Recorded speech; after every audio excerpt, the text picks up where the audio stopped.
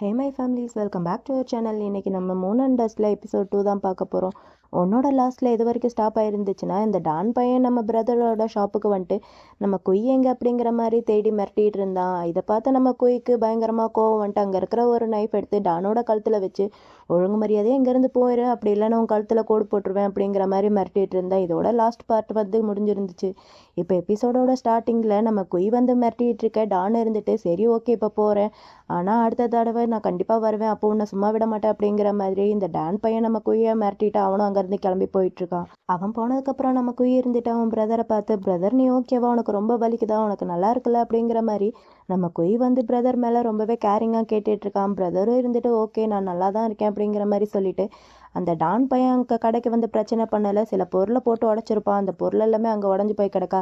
அதை பார்த்த நம்ம பிரதர்ன்ட்டு அதை எல்லாத்தையுமே க்ளீன் பண்ணுறதுக்காண்டி பண்ணிகிட்ருக்கான். அப்போ நம்ம குய் இருந்துட்டு, இதெல்லாம் நீ பண்ணாத, நான் பண்ணுறேன், இன்னைக்கு உன்னோட பர்த்டே தானே, ஸோ நீ ரெஸ்டட் அப்படிங்கிற மாதிரி குய் வந்து நம்ம பிரதர்கிட்ட சொல்ல, நம்ம பிரதர் இருந்துட்டு, நீ சொன்னதுக்கப்புறம் தான் என்னோட பர்த்டே எனக்கு ஞாபகமே வருது, நீ என்னோட பர்த்டேவை செலிப்ரேஷன் பண்ணுறதுக்கு தான் இங்கே வந்திருக்கியா அப்படிங்கிற மாதிரி அண்ணா வந்து நம்ம குய்கிட்ட கேட்க, நம்ம குய் இருந்துட்டு ஆமாம் அப்படிங்கிற மாதிரி சொல்லி பேசிகிட்டு இருக்கேன். ஆக்சுவலி நம்ம குய் எதுக்காண்டி இங்கே வந்திருக்கானா, இவன் மேலே கை வச்சுட்டான்னு தெரிஞ்ச உடனே தான் நம்ம குய் இங்கே வந்திருக்கான்.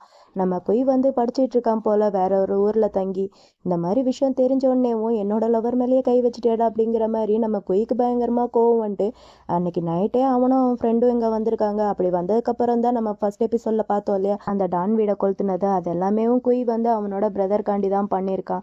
இதை எப்படி பிரதர் கிட்ட சொல்கிறது, அதனால் பிரதர் வந்து நீ என்னோட பர்த்டே செலிப்ரேஷன் கண்டி தான் இங்கே வந்தி அப்படிங்கிற மாதிரி கேட்க, நம்ம குய்யும் இருந்துட்டு ஆமாம் அப்படிங்கிற மாதிரி சொல்கிறான். சொல்லிட்டு அவன் பிரதரை பார்த்து, அண்ணா உன்னோட பர்த்டே விஷயம் எதாவது இருந்தால் சொல்லு, எதாக இருந்தாலும் நான் பண்ணுறேன், அது கண்டிப்பாக விஷ் வந்து நிறைவேறும் சொல்லு அப்படிங்கிற மாதிரி நம்ம குய் வந்து அவனோட பிரதர்கிட்ட கேட்க, அவனோட பிரதர் இருந்துட்டு என்னோட பர்த்டே செலிப்ரேஷனுக்கான விஷனா அது இது மட்டும் தான், நீ நல்லா படிக்கணும், நல்லா படித்து நல்லா மார்க் எடுக்கணும், ஒரு நல்ல வேலைக்கு போய் செட்டில் ஆகணும், இந்த கன்ஸ்ட்ரக்ஷன் பேமெண்ட் திரும்ப வாங்க முடிஞ்சுன்னா ஒர்க்கர்ஸோட ஹார்ட் ஒர்க் வந்து வேஸ்ட் ஆகாது, ஆனால் என்னால் தான் எதுவுமே பண்ண முடியல, நான் ரொம்பவே ஹெல்ப்லெஸ்ஸாக இருக்கேன் அப்படிங்கிற மாதிரி நம்ம பிரதர் வந்து ரொம்பவே ஃபீல் பண்ணிட்டு அந்த டேபிளில் வந்து ஒரு ஃபோட்டோ இருக்குது. அந்த ஃபோட்டோ வந்து என்னென்னா, நம்ம பிரதரும் குய்யும் சின்ன வயசில் ஒன்றா இருக்கிற மாதிரி ஒரு ஃபோட்டோ இருக்குது.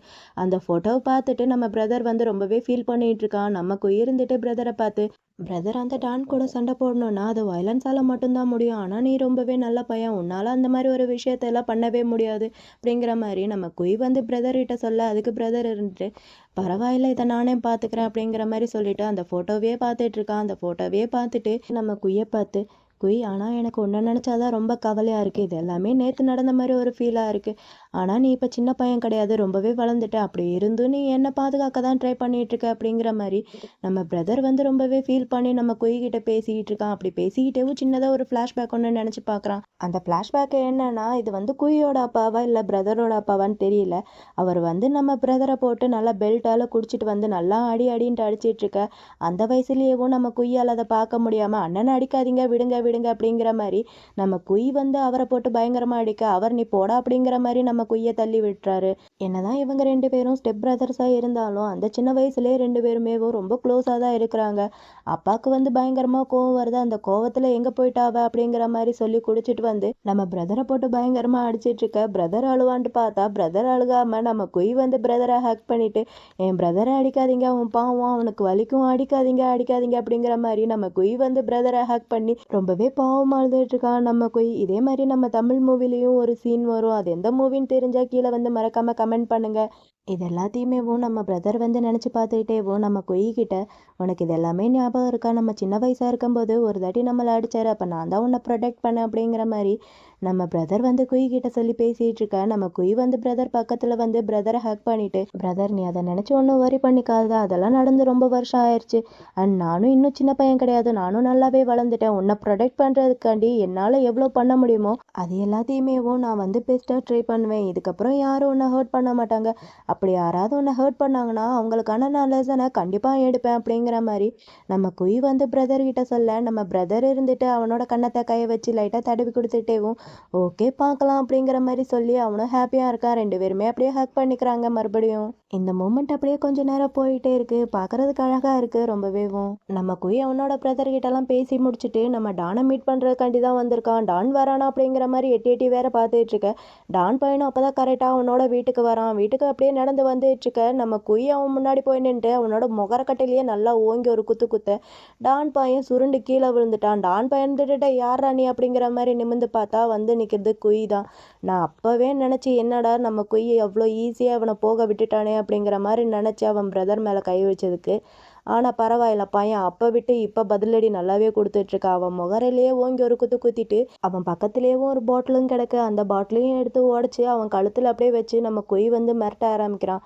ஒழுங்காக கன்ஸ்ட்ரக்ஷன் பேமெண்ட்டை கொடு, அப்படி இல்லைன்னா உன்னோட காலத்தில் ஓங்கி ஒரே ஒரு சொருகிருவேன், ஒழுங்கு மரியாதையாக பணத்தை கொடுறா அப்படிங்கிற மாதிரி நம்ம குய் வந்து டானை போட்டு மிரட்ட டானை இருந்துட்டு போடா பைத்தியக்காரா சைக்கோ அப்படிங்கிற மாதிரி டான் வந்து நம்ம குய்யை திட்டுறான். அதுக்கு நம்ம குய் இருந்துட்டு ஆமாண்டா நான் பைத்தியம்தான், நான் ஒரு சைக்கோ தான், அதெல்லாம் இருந்துட்டு போகுது, முதல்ல நீ பணத்தை எடு, நான் அவங்களுக்கு ஹெல்ப் பண்ணுறதுக்காண்டி என்னால் முடிஞ்ச பெஸ்ட் எல்லாத்தையுமே பண்ணுவேன், என்னால் என்னென்ன ட்ரை பண்ண முடியுமோ அது எல்லாத்தையுமே நான் ட்ரை பண்ண வேண்டாம், நீ ஒழுங்காக பணத்தை எடுறா அப்படிங்கிற மாதிரி நம்ம குய் வந்து டானோட கழுத்தில் அந்த பாட்டிலை வச்சு நல்லா அழுத்தியே மிரட்ட ஆரம்பிக்கிறான். இவன் அழுத்துல அவன் கழுத்தில் நிஜமாவே ஓட்ட விழுந்துரும் போல அந்த அளவுக்கு நல்லாவே வச்சு அழுத்துறான். டான் இருந்துட்டு டே ஈஸியாக விடுறா, ரொம்பலாம் அழுத்தாத, உனக்கு என்ன இது தானே வேணும் அப்படிங்கிற மாதிரி டான் வந்து அவன் பேக்கெட்டில் இருந்து ஒரு ஏடிஎம் கார்டு எடுத்து நம்ம குய் கையில் கொடுத்துட்டு அந்த ஏடிஎம் கார்டோட பாஸ்வேர்ட் நம்பரையும் டான் பையன் நம்ம குய் கிட்ட சொல்ல நம்ம குய்யும் சரின்னு சொல்லிட்டு அந்த ஏடிஎம் கார்டை வாங்கிக்கிறான். வாங்கிட்டு அங்கேருந்து போகும்போது இதுக்கப்புறம் எங்கள் அண்ணனுக்கு பிரச்சனை கொடுக்குற வேலை வச்சுக்காத அப்படிங்கிற மாதிரி குய் வந்து டான் கிட்ட சொல்லிட்டு டானோட கால்லையே நல்லா உதச்சிட்டு அங்கேருந்து கிளம்பி போயிட்டுருக்கான்.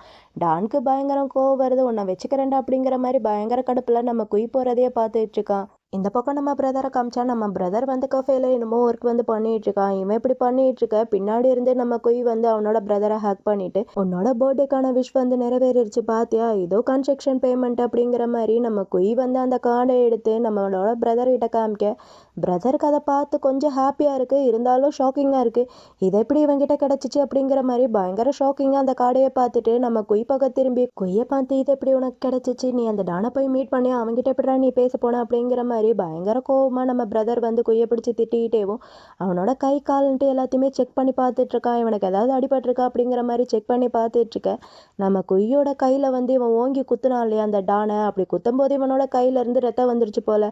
கையில் பிளட் இருக்கிறத பார்த்துட்டு பிரதர் ரொம்பவே கோவமாக நம்ம குய்யை பார்க்க குய் இருந்துட்டு இது என்னோட மிஸ்டேக் தான், ஆயில்மெண்ட் போட்டால் சீக்கிரமாகவே சரியாயிரும் அப்படிங்கிற மாதிரி குய் வந்து பிரதர் கிட்ட சொல்லி சிரிச்சிட்டு இருக்கா. இவன் இப்படி சிரிக்க நம்ம பிரதருக்கு பயங்கரமாக கோவம் வருது. நம்ம பிரதர் வந்து குய்யை பார்த்து முறைச்சிட்டே பின்னாடி வாடா அப்படிங்கிற மாதிரி பிரதர் வந்து நம்ம குய்யோட கையை பிடிச்சி அங்கேருந்து கூட்டிட்டு போயிருக்கான். நம்ம பிரதர் வந்து குய்யை ஒரு சோஃபாவில் உட்கார வச்சு அவனோட காயத்துக்கு ஆயில்மெண்ட் இதெல்லாமே ரொம்ப பார்த்து பார்த்து பிரதர் போட்டு விட்டுட்டு இருக்கான்.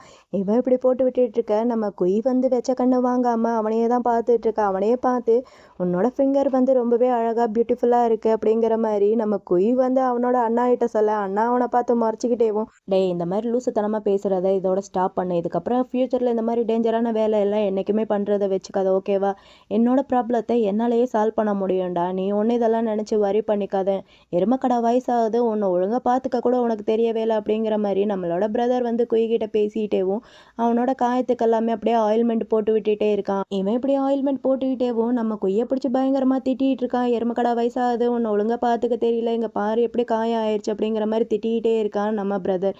இவன் இப்படி திட்டிகிட்டே இருக்க நம்ம குய்யோட ஃபுல் ஃபோக்கஸ்மேவும் நம்ம பிரதர் மேலே தான் இருக்கு. நம்ம பிரதரையே வச்ச கண்ணு வாங்காமல் அப்படியே சைட் அடிச்சுக்கிட்டே இருக்கான்.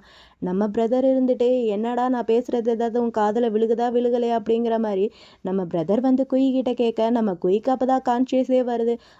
விழுகுது விழுகுது அப்படிங்கிற மாதிரி நம்ம குய் வந்து பிரதரையே பார்த்துட்டு இருக்கான். சடனாக என்ன ஆச்சுன்னு தெரியல, நம்ம குய் பிரதர் அப்படியே சோஃபால லைட்டாக தள்ளி இவனும் அவன் மேலே போய் அவன் கழுத்தில் கிஸ் பண்ணுறானா இல்லை பைட் பண்ணுறானா ஒன்றும் புரியல. ஆனால் பையன் என்னமோ பண்ணுறான். இவன் பண்ணுறத நம்ம பிரதரும் லைட்டாக அக்செப்ட் பண்ணுற மாதிரி தான் இருக்குது. நம்ம குய் பண்ணுறதெல்லாம் பண்ணிவிட்டு அவன் பிரதரை பார்த்து நீ இந்த மாதிரி கேர் பண்ணி பார்த்துக்க போது இந்த உலகத்துலேயே நான் தான் ரொம்ப ஹாப்பியாக இருக்கிற மாதிரி எனக்கு ஃபீல் ஆகுது பிரதர், இதுக்கப்புறத்துல இருந்து நான் என்ன வேணாலும் பண்ணுறதுக்கு எனக்கு பர்மிஷன் கொடு, என்னோட ஹாப்பியை நீ ஸ்டாப் பண்ணாத அப்படிங்கிற மாதிரி நம்ம குய் வந்து பிரதர்கிட்ட சொல்லிட்டு பிரதர் அப்படியே பார்த்துக்கிட்டே இருக்கான். அப்படியே பார்த்துட்டு கொஞ்சம் கொஞ்சமாக அவன் பக்கமாக போய் கிஸ் பண்ணுற மாதிரி ட்ரை பண்ணுறான். நம்ம பிரதர் டக்குன்ட்டு அவனை தள்ளி விட்டுட்டு அங்கேருந்து அந்த மெடிசன் பாக்ஸ் இதெல்லாமே எடுத்துகிட்டு பையன் ஒரு நிமிஷம் நின்று யோசிச்சு பார்த்துட்டு அங்கேருந்து கிளம்பி போயிட்டுருக்கான். நம்ம குய் அவனோட பிரதர்கிட்ட என்ன ஸ்டாப் பண்ணது, இதுக்கப்புறம் என்ன வேணாலும் பண்ணுறதுக்கு பர்மிஷன் கொடு அப்படிங்கிற மாதிரி அவன் எதை மீன் பண்ணி அவன் பிரதர்கிட்ட கேட்டான்ட்டு உங்களுக்கு புரிஞ்சா அதை மறக்காமல் கீழே வந்து கமெண்ட்டில் மென்ஷன் பண்ணுங்கள் அக்கா எனக்கு புரிஞ்சிச்சுன்ட்டு. எனக்கு நல்லாவே புரிஞ்சுப்பா இந்த விஷயம் நம்ம பிரதர் பிரதருக்கு புரிஞ்சதுனால தான் நம்ம பிரதர் வந்து குய்யை தள்ளி விட்டுட்டு அவன் வேக வேகமாக அங்கேருந்து கிளம்பி போயிருக்கான். நம்ம பிரதர் அங்கேருந்து போனதுக்கப்புறம் நம்ம குய்யோட ஃபேஸே டோட்டலாக அப்செட் ஆயிடுச்சு. பையன் ஒரு மாதிரி டல்லாக உட்காந்துருக்கான். போச்சே அப்படிங்கிற மாதிரி பாவமாக உட்காந்துருக்கேன். எனக்கு குய்யை பார்க்கும்போது பாவமாக இருக்குது. இந்த பக்கம் பிரதர் அவனோட ரூமுக்கு போய் ஸ்மோக் பண்ணிட்டேவும் ஒரு விஷயத்தை திங்க் பண்ணி பார்த்துட்டு இருக்கான். அப்படி என்ன விஷயத்தை இவன் திங்க் பண்ணி பார்க்குறான்னா, நம்ம குய் வந்து இவ்வளோ கோவக்காரனாக இருக்காளே அதை தான் திங்க் பண்ணி பார்த்துட்டு இருக்கான். அந்த டான் பையன் இவனோட கஃபேக்கு வந்து எங்கடா உன்னோட பிரதர் அப்படிங்கிற மாதிரி கேட்டு மிரட்டி இருப்பான். அப்போ கரெக்டாக அந்த இடத்துக்கு நம்ம குய் வந்துட்டு என்னோட பிரதர் மேலேயே எவ்வளோ தைரியம் இருந்தால் நீ கையை வைப்ப அப்படிங்கிற மாதிரி நம்ம குய் வந்து அங்கே இருக்கிற நைஃப் எடுத்து டானோட கழுத்தில் கையை வச்சு மிரட்ட ஆரம்பிக்கிறான். இவன் அப்படி மிரட்ட ஆரம்பிக்க நம்ம குய்யோட பிரதர்ன்ட்டு குய் வேணா விட்டுரு அப்படிங்கிற மாதிரி பிரதர் வந்து குய் கிட்ட சொல்ல அப்பவும் குய் வந்து கேட்காம அவனோட கழுத்தில் அப்படியே வச்சு மிரட்டிட்டு தான் இருந்திருப்பான். ஒழுங்கா இங்கேருந்து போயிரு, அப்படி இல்லைன்னா உன்னோட கழுத்தில் ஓட்ட போட்டுருவேன், என்னோட அண்ணாகிட்ட பிரச்சனை வச்சுக்காது அப்படிங்கிற மாதிரி பயங்கர கோவமா அவன் கண்ணில் அந்த கோவத்தை வந்து நம்ம பிரதர் பார்த்துருப்பான். அதெல்லாமே நினச்சி பார்த்துட்டு தான் இவனுக்கு இவ்வளோ கோவம் வருது இந்த வயசுலேயே அப்படிங்கிற மாதிரி ஒரு மாதிரி திங்க் பண்ணிகிட்டே இருக்கான். இவன் இந்த மாதிரி திங்க் பண்ணிகிட்டே இருக்க இவனுக்கு தான் இன்னைக்கு பர்த்டே இல்லையா, அதனால நம்ம குய் வந்து கேக் எடுத்துட்டு அவனுக்கு பர்த்டே விஷ் வந்து அப்படியே பாடிக்கிட்டேவும் நம்ம குய் வந்து வந்துட்டு இருக்கான். ஆனால் நம்ம பிரதர் வந்து அதை கண்டுக்கிற மாதிரி தெரியல. அவன் பாட்டுக்கு அந்த பக்கமாக திரும்பி உட்காந்துட்டு ஸ்மோக் பண்ணிட்டு இருக்கான். நம்ம குயிக்கு வந்து புரியுது இவன் வந்து கோவமாக இருக்கான் அப்படிங்கிற மாதிரி புரியுது. ஆனால் இவன் வந்து கண்டுக்காமல் இருக்கிறது நம்ம குயிக்கு வந்து ரொம்பவே கஷ்டமாக இருக்குது. இருந்தாலும் பரவாயில்ல அப்படிங்கிற மாதிரி நம்ம குய் வந்து அவனோட பிரதர் பக்கத்தில் போய் அந்த கேக்கை காமிச்சு இந்த கேக்கை நான் உனக்காண்டி வாங்கினேன், இதை ட்ரை பண்ணி பாரு அப்படிங்கிற மாதிரி நம்ம குய் வந்து பிரதர் கிட்ட சொல்ல நம்ம பிரதர் வந்து மறுபடியும் கண்டுக்காமல் அந்த பக்கம் திரும்பி உட்காந்து தான் ஸ்மோக் பண்ணிட்டு இருக்கான். நம்ம குய் இருந்துட்டு இந்த கேக்கை ஒரு தாட்டி திரும்பி தான் பாரு, நீ பார்க்க மாட்டியா, ஜஸ்ட் ஒன் டைம் திரும்பி பாரு அப்படிங்கிற மாதிரி நம்ம குய் ரொம்பவே கெஞ்ச ஆரம்பிக்கிறான் அவனோட பிரதர் கிட்ட. ஆனால் அவன் பிரதர் வந்து கண்டுக்கவே மாட்டேங்கிறான். அவன் பாட்டுக்கு அந்த பக்கம் திரும்பி உட்காந்து ஸ்மோக் பண்ணிட்டே தான் இருக்கான். நம்ம குய்க்கு ரொம்பவே கஷ்டமா இருக்கு. நம்ம குய் விட்டா அழுதுருவான் போல. பாவமா இருக்குல்ல. நம்ம குய்யோட ஃபேஸ் இப்படி பார்க்கும்போது எனக்கு ரொம்ப கஷ்டமா இருந்துச்சு. குய் அழுகிற மாதிரியே இருக்கு. குய் இருந்துட்டு அவன் பிரதர் கிட்ட இந்த கேக்கை வாங்குறதுக்கு நான் எவ்வளோ டைம் வந்து ஸ்பெண்ட் பண்ணேன் தெரியுமா, ப்ளீஸ் ஒன் டைம் பாரு அப்படிங்கிற மாதிரி நம்ம குய் வந்து அவன் பிரதர் கிட்ட ரொம்ப நேரமாக கெஞ்சிக்கிட்டு இருக்கான். ஆனால் நம்ம பிரதர் வந்து மனசு இறங்குற மாதிரி தெரியல. அவன் வந்து ரொம்பவே பிடிவாதமாக உட்காந்துருக்கான். நம்ம குய் இருந்துட்டு சரி ஓகேன்னு சொல்லிட்டு அந்த கேக்கை எடுத்து டேபிள் மேலே வச்சுட்டு இவன் வந்து அவனோட பிரதர் முன்னாடி நீல் டவுன் போட்டு அவன் பிரதர் கிட்ட நம்ம குய் வந்து என்ன சொல்கிறானா, இது எல்லாமே என்னோட ஃபால்ட்டு தான், நான் உன்னோட ஃபீலிங்கை வந்து கன்சல்ட் பண்ணவே இல்லை, இது எல்லாமே என் தப்பு தான், என்னை மன்னிச்சிரு அப்படிங்கிற மாதிரி நம்ம குய் வந்து அவனோட பிரதர் கிட்ட சாரி கேட்டுட்டு இருக்க. பிரதர் வந்து கண்டுக்கிற மாதிரி தெரியல. அவன் மறுபடியும் ஸ்மோக் தான் பண்ணிட்டு இருக்கான். நம்ம குய் வந்து எப்பப்போ அவனோட பிரதர் கிட்ட பேச வரானோ அப்பப்போ அவன் வந்து இவனை அவாய்ட் பண்ணுறதுக்காண்டி ஸ்மோக் இதெல்லாமே பண்ணிட்டு இருக்கான். இது வந்து நம்ம குய்க்கும் புரியுது, இவன் என்னை அவாய்ட் பண்ணுறதுக்காண்டி தான் இந்த மாதிரி பண்ணுறான்ட்டு குய்க்கும் புரியுது. நம்ம குய் வந்து அந்த ஸ்மோக் எடுக்க போக அந்த ஸ்மோக் வந்து நம்ம குய்யோட கையில் பட இதை பார்த்தோன்னே பிரதருக்கு ரொம்ப பதட்டமாக ஆரம்பிக்குது. நம்ம பிரதர் இருந்துட்டு இரு நான் உனக்கு ஆயில்மெண்ட் எடுத்துகிட்டு வரேன், உன்னோட கையில் வந்து பட்டுருச்சு பாரு அப்படிங்கிற மாதிரி பிரதர் வந்து அங்கேருந்து போகலான்னு பார்த்தா நம்ம குய் வந்து அவன் பிரதரை காலை பிடிச்சிட்டு இதெல்லாமே என்னோட ஃபால்ட்டு தான், என்ன மன்னிச்சிரு அப்படிங்கிற மாதிரி மறுபடியும் நம்ம குய் வந்து அவன் பிரதர் கிட்ட சாரி கேட்டுட்டு இருக்கான். ஆனால் இவன் அவனை அவாய்ட் பண்ணுறதுக்காண்டி மறுபடியும் அந்த ஸ்மோக் எடுத்து வாயில் வச்சு மறுபடியும் ஸ்மோக் பண்ண ஆரம்பிக்கிறான் நம்ம பிரதர். இவன் இந்த மாதிரி பண்ணிட்டு இருக்க நம்ம குய் எந்திரிச்சு அந்த ஸ்மோக்கை எடுத்து இது நீ பண்ணுறதுனால உனக்கு அமைதியாக இருக்குன்னா அதை நானே பண்ணுறேன் அப்படிங்கிற மாதிரி குய் வந்து அவன் பிரதர் கிட்ட சொல்லிட்டு அந்த ஸ்மோக்கை வந்து அவன் பண்ண ஆரம்பிக்கிறான். அதை பண்ணி அதுலேருந்து புகை வரும் இல்லையா, அந்த புகையை அப்படியேவும் நம்ம பிரதரோட லிப்ஸ் பக்கமாக இவன் போய் அதை அப்படியே ஊத ஆரம்பிக்கிறான். இவன் இந்த மாதிரி பண்ணுறது நம்ம பிரதருக்கு ஒரு மாதிரி இருக்கு போல். நம்ம பிரதர் வந்து குய்யவே ஒரு நிமிஷம் பார்த்துட்டே இருக்கான். அப்புறம் திடீர்னு கான்ஷியஸ் வந்து அவன் கையிலேருந்து சிகரெட்டை பிடிங்க அந்த பக்கம் வச்சுட்டு இது நல்லாவே இல்லை, ஒழுக்கமாக போய் கையெல்லாம் கழுவு அப்படிங்கிற மாதிரி நம்ம குய்யோட பிரதர் வந்து குய் கிட்ட சொல்லிட்டு அப்படியே அங்கே இருக்கிற பெட் மேலேயும் உட்காந்துக்கிறான். பெட் மேலே உட்காந்துட்டு ரொம்ப கோவமாக நம்ம குய்யை பார்த்து அழுதுகிட்டேவும் நீ இதுக்கப்புறம் எந்த ஒரு டேஞ்சரான விஷயத்தையும் பண்ண மாட்டேன்ட்டு எனக்கு ப்ராமிஸ் பண்ணி கொடு அப்படிங்கிற மாதிரி பிரதர் வந்து குய் கிட்ட கேட்குறான்.